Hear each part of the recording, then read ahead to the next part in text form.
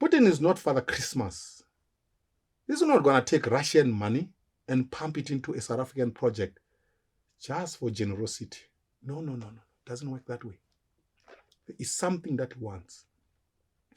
You see, South Africa historically has been viewed as an asset for foreign powers.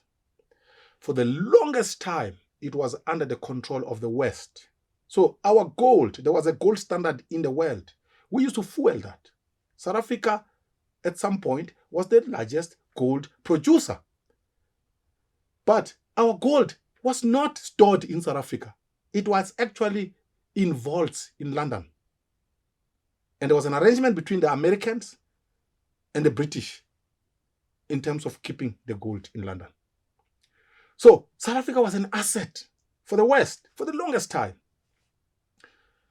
When the Soviet Union supported the ANC during the liberation struggle, they had hoped that once the ANC takes over, they would actually snatch South Africa from the Westerners.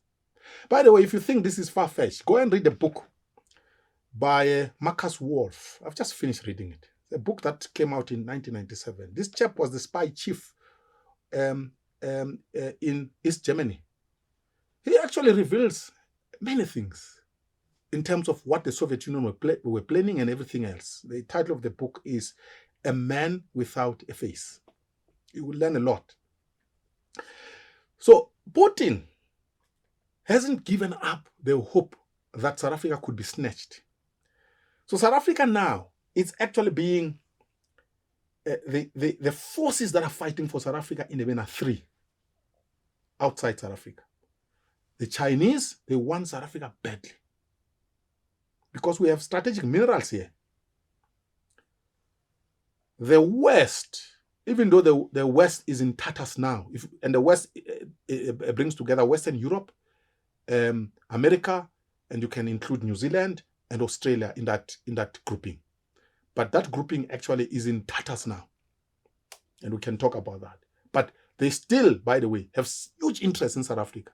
They cannot afford to let this country being snatched by the Russians. And then the third force is Russia, Putin. He wants it badly.